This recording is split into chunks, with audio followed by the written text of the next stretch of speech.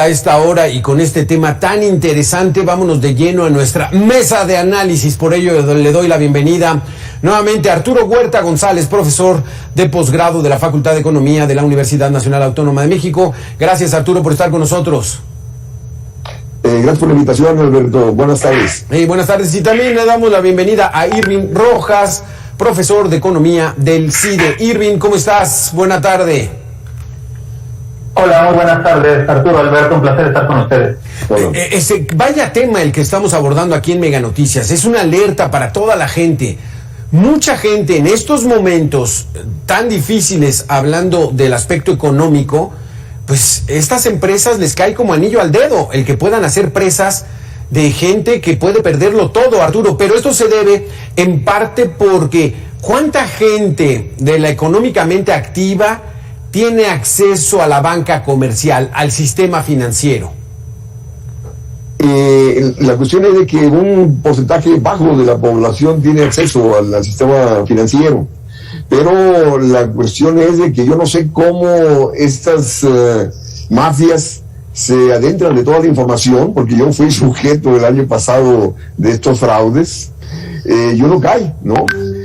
Porque justo te dicen, te llaman por tu nombre y te empiezan a decir que efectivamente que tu cuenta está parada por un pago que quieren corroborar si hiciste o no hiciste. Entonces dices, no, pues no lo hice. Bueno, entonces te meten, o sea, están muy bien preparados y la cuestión es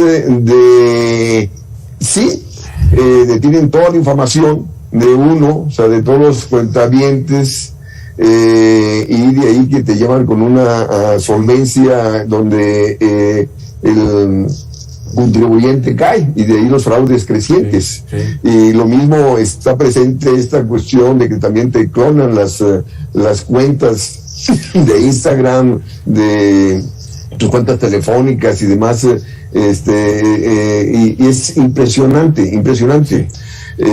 Mi hija también fue sujeta este fin de semana de estas ciberataques, ¿no? Que se adueñan de su cuenta y empiezan a pedir dinero a nombre de tuyo, etcétera, ¿no? Entonces, Arturo, si me lo permites, quisiera que habláramos particularmente, no de los fraudes, que esa es otra historia, de los préstamos, de estas empresas que te dicen, te resolvemos en 10 minutos. ¿Cuánto dinero requieres, Irving? Y pues la gente desesperada dicen, caray, no revisan buró de crédito, me resuelven en 10 minutos, no, pues sí lo voy a tomar ese préstamo.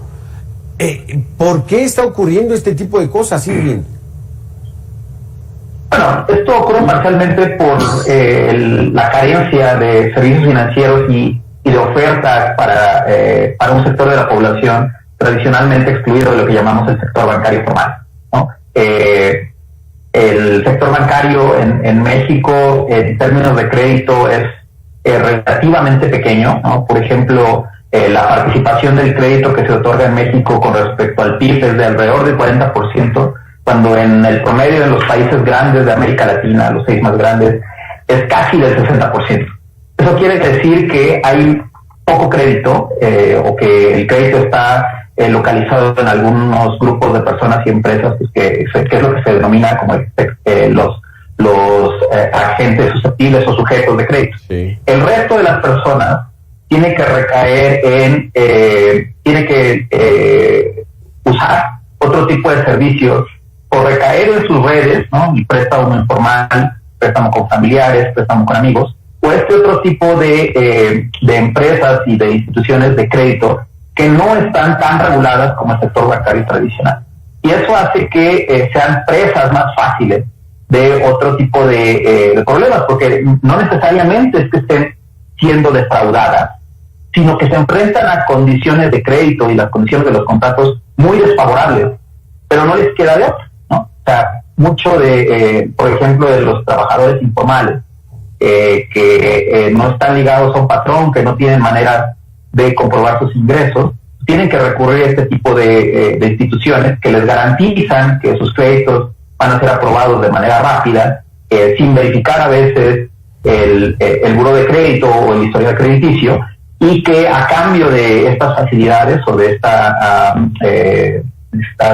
flexibilidad en términos de requisitos, enfrentan tasas de interés bastante altas, claro, u otros cargos, otros costos que acaban incluidos en el famoso CAP y que hacen que los productos se vuelvan increíblemente caros. Exactamente. Entonces, ese es el problema, Arturo. ¿Por qué estamos tan bajos en el acceso al sistema financiero en nuestro país? La informalidad, lo caro que es el banco, el desempleo. ¿Por qué estamos en esta situación, Arturo? Mira, esto hay que ubicarlo en la crisis de 1995, donde se cayó en este problema de cartera vencida, donde la banca perdió, aunque lógico el gobierno entró a su rescate, y a partir de ahí pasó a ser muy cuidadosa la banca. Entonces no te otorga un crédito sino de perspectivas del reembolso del mismo. Y también las mismas empresas, las mismas familias, también con las modificaciones a la legislación, donde si tú no pagas el préstamo, la banca se queda con la garantía que tú colocaste y siempre la garantía es de mayor valor del crédito que te otorgaron. Entonces se da el riesgo del deudor y el riesgo del acreedor. ¿En qué consiste? El riesgo del deudor es, bueno, si yo no tengo asegurado flujo de ingresos, no va a pedir prestado. Y la banca, el riesgo del acreedor es, si no tengo asegurado el reembolso del crédito, no lo presto, ¿no? Entonces, de ahí que cayó significativamente, ha venido cayendo la disponibilidad crediticia. Vamos, el dato reciente de febrero de este año en relación a febrero del año pasado hay una disminución de la disponibilidad crediticia de 5.5% por parte de la banca. No obstante, la banca gana. O sea, las ganancias de la banca en el 2021 aumentaron 75% en relación al 2020. Y gana justo, bueno, por aquellos que pagan y también la misma banca especula y demás. Entonces, sí, o sea, si nosotros vemos el discurso de la gobernadora del Banco de México el jueves pasado en el Senado de la República, dice, tenemos un sistema financiero sano, pero ella misma reconoció que las grandes empresas no han recuperado la disponibilidad crediticia que tenían antes del 2019 y las pequeñas empresas vienen la disponibilidad crediticia disminuyendo desde el 2019 a la fecha. Sí. O sea, evidenciando que esa fortaleza del sistema bancario no se ha traducido en mayor disponibilidad crediticia. Y es justo ¿por qué? Porque en este contexto de alta tasa de interés y disminución de la actividad económica no tiene asegurada la banca el reembolso del crédito y las empresas por su parte no piden prestado porque también no tienen asegurado flujos de ingresos para poder pagar. ¿Cuál es el riesgo, Irving, de no estás en el sistema financiero porque no tienes un empleo fijo, porque no tienes un aval y entonces recurres a estas empresas que te dicen te resuelvo rápido, ya no tienes problemas? ¿Cuál es el riesgo con estas empresas? Bueno, el primer riesgo y el más grande es que es un crédito caro, ¿no? Y eso implica que hay por ahí algunos datos de qué proporción del ingreso la gente destina a multas, a recargos, a cosas que hacen que se van complicando conforme va avanzando el tiempo porque es un crédito caro y que tiene que compensar el usuario pues con todas estas cuotas, ¿no? Ese es uno de los grandes. La otra es que estas instituciones en algunos casos no tienen el respaldo del gobierno, de los entes financieros, que puede ser fácilmente víctima de un fraude o de algún esquema que esté poco regulado, ¿no?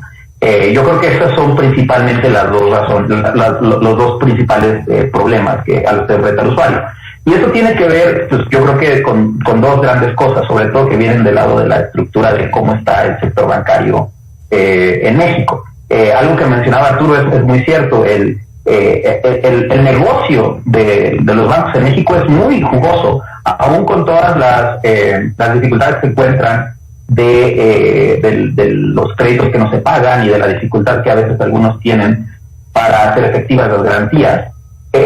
En el contexto de América Latina, solamente Brasil es más rentable que México. Y en el contexto mundial, solamente África es más rentable que América Latina para los bancos. O sea, estas condiciones de a veces un poco de incertidumbre de si los créditos van a ser repagados y de si son pocos los individuos y las empresas que están incluidos, al final acaba conveniendo a los grandes bancos que están llevando rentas bastante jugosas. Por ejemplo, un dato, el Banco Santander, para sacar $1 de ganancia en Estados Unidos, tiene que gastar $13. Y para sacar ese mismo $1 de ganancia, tiene que gastar solamente $4.5 en México. Eso habla de lo jugoso que sigue siendo el negocio y de en dónde hay un camino, una avenida de posibles acciones. Algo hay que hacer con la estructura de la oferta en México. Es muy poca la competencia, esa es probablemente otra de las razones por las cuales el crédito es tan caro y poco accesible en México.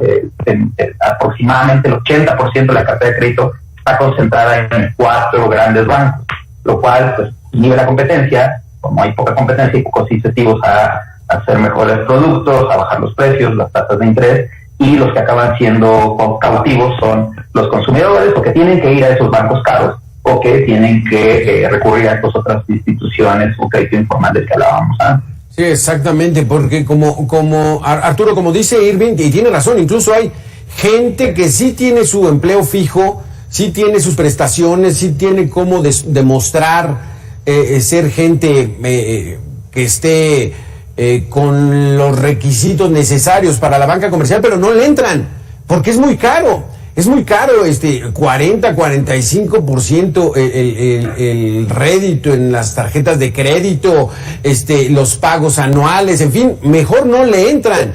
¿Por qué estamos en esa situación? Mira, esto refleja de que el gobierno tiene que regular el estado bancario, ¿no? O sea, desde la misma política del Banco de México, que tiene tasas de interés muy altas. En Estados Unidos la tasa de interés de referencia nunca está por arriba del crecimiento del ingreso nacional. Y aquí la tasa de referencia es 6.5 y la banca te cobra efectivamente al 30, 40 o más % en un contexto donde la actividad económica del 2021 es igual a la que estaba en el 2016, o sea, de hace 5 años, ¿no? Entonces, en este contexto donde el costo de la deuda está muy por arriba del crecimiento del ingreso, pues aumenta la cartera vencida. Entonces, de ahí que la gente le piensa 2 veces, pide un crédito a una institución bancaria. Y luego estas empresas que efectivamente te hablan por teléfono y te ofrecen créditos en 10 minutos, es lavado de dinero.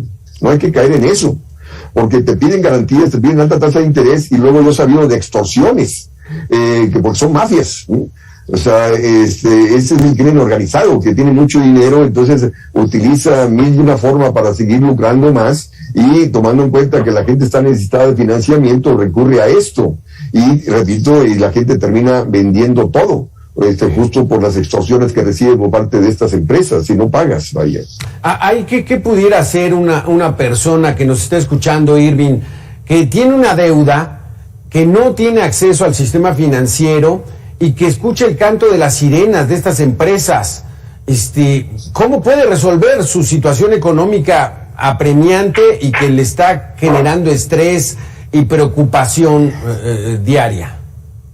El primer paso sí es no creer en las soluciones fáciles, ¿no? Cuando algo suena demasiado bueno para ser cierto, es muy probable que sea falso. Entonces, todas estas soluciones que ofrecen algunas empresas de microfinanzas y de créditos, es probable que acaben siendo contraproducentes sus resultados, ¿no? Entonces, yo creo que una forma que hay que, pues uno puede seguir para solucionar estos problemas es primero acercarse a las instituciones. Si uno ya tiene deuda con alguna institución, muchas veces en estos lugares hay mecanismos para programar refinanciamientos, para establecer periodos de pausas en lo que a lo mejor las personas no pagan sus deudas porque perdieron su empleo, porque tuvieron un choque en su ingreso. Hay que acercarse, yo creo que hay que hablar con las instituciones y ver qué ofrecen, ¿no?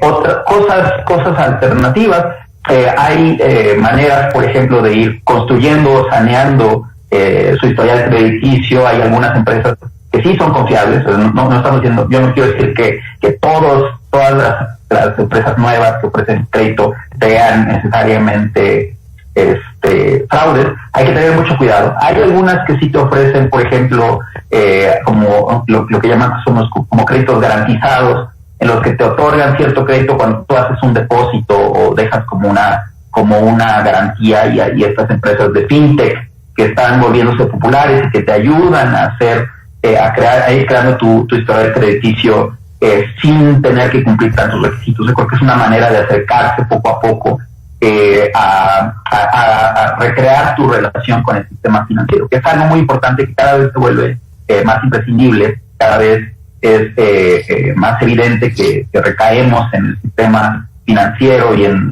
los nuevos métodos de pago para realizar una creciente cantidad de cosas que antes hacíamos en físico o en instituciones bancarias de manera presencial. Sí. Yo creo que lo que tenemos que hacer es hay que tener confianza de quien son confiables y ser muy desconfiado de aquellas soluciones que suenan demasiado buenas para ser ciertas. Sí, Arturo Huerta, hoy el diario El Financiero publica en su portada que especialistas estiman que la inflación no ha llegado a su pico. Ya estamos en 7.7 y que todavía va para arriba. Esto quiere decir que esta situación económica va a dañar a muchas más personas y estamos hablando de millones. ¿Cómo pueden hacerle? ¿Qué sería lo recomendable en estos momentos? Prácticamente no endeudarse, es no comprar, no adquirir. ¿Cuál sería la recomendación? Mira, el problema no es la inflación en sí. Sí, porque el Banco de México dice hay que bajar la inflación porque está afectando a los más pobres.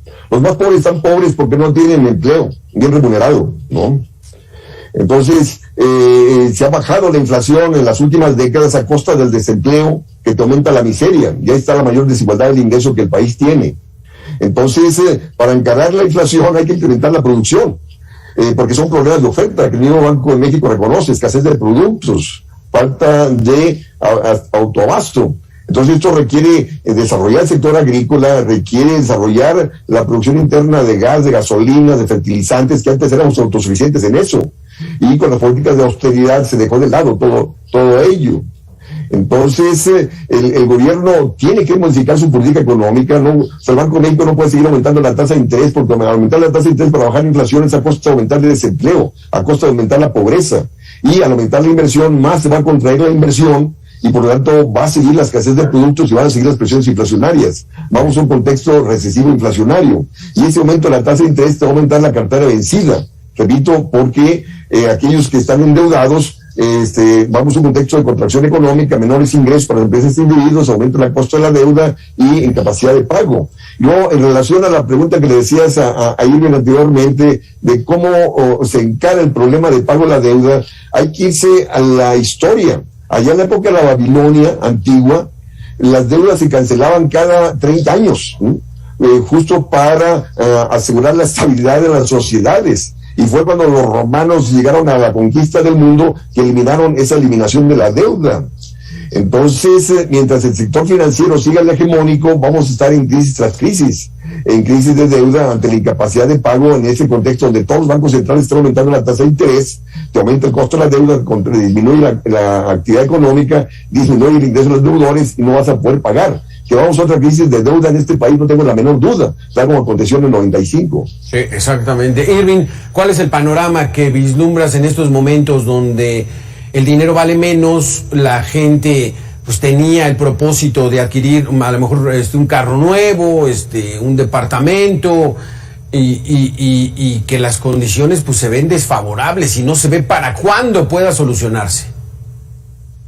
Bueno, el panorama creo que viene por dos lados: la parte de la inflación, que está sobre todo influenciada todavía por factores externos, que pareciera que eventualmente se solucionarán, aunque todavía no es claro el plazo, ¿no? Los que tienen que ver con las disrupciones en las cadenas de suministro y en el comercio internacional que se afectaron en la pandemia y que no han regresado a sus niveles prepandémicos. Es decir, tenemos partes, materiales, equipo que no se pueden mover todavía a las velocidades que se movían antes de la pandemia, y que eso ha afectado los precios en todos los sectores, desde los alimentos, porque cuesta ya más hacer fletes de fertilizantes o de insumos agrícolas, hasta la alta tecnología, ¿no? Que sigue dependiendo de la producción localizada en algunos pocos lugares del mundo y que no fluye al mismo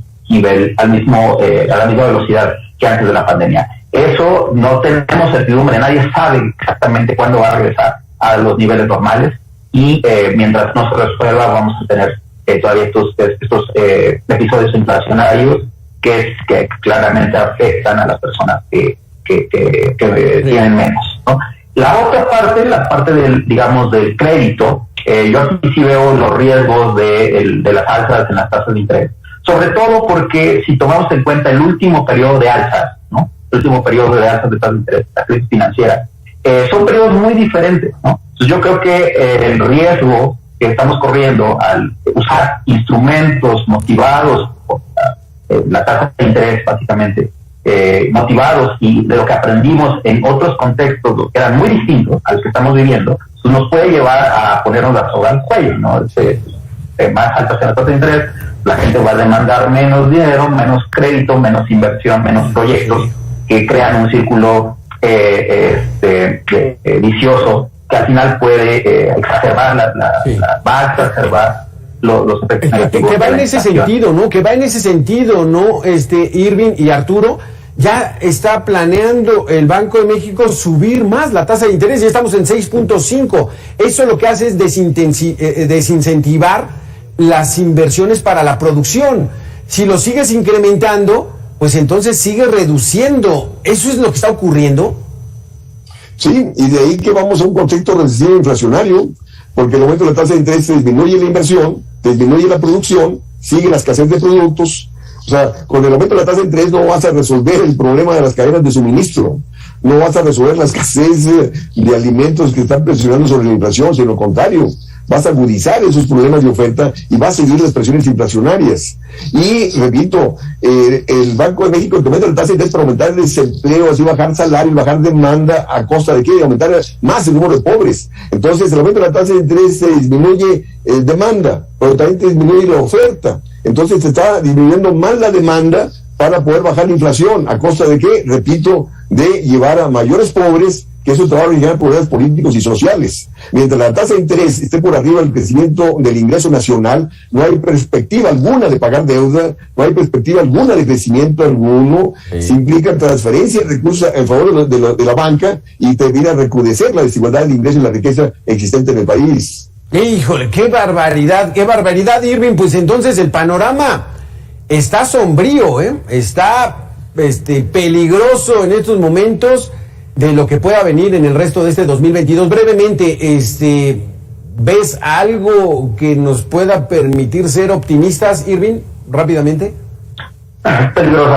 Tiene que se va a solucionar. Yo creo que en este año el asunto de la inflación debe de empezar a caer. Ya llegamos a un pico, al parecer en los meses anteriores.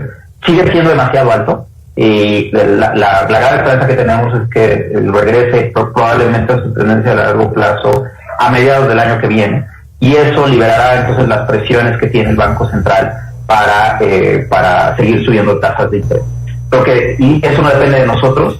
En el cortísimo plazo se pueden hacer cosas para contener esos choques desde la parte de la política social, para gastar en la gente que más ha sufrido los aumentos de precios, pero yo creo que sigue siendo algo que está fuera de las manos, y querer hacer algo desesperado o algo que no puedes controlar me parece que puede ser contraproducente en el largo plazo. Qué caray, sí, exactamente. Pues bueno, hay que tener mucha prudencia, hay que tener mucha paciencia, y si usted está endeudado, pues tratar de pagar esas deudas que tiene y no meterse en ninguna deuda, al menos este año. Parece que ese es el mensaje. Gracias, Arturo Huerta, gracias, Irving Rojas, por haber estado con nosotros. Buenas tardes. Hasta luego, buenas tardes a todos. Gracias.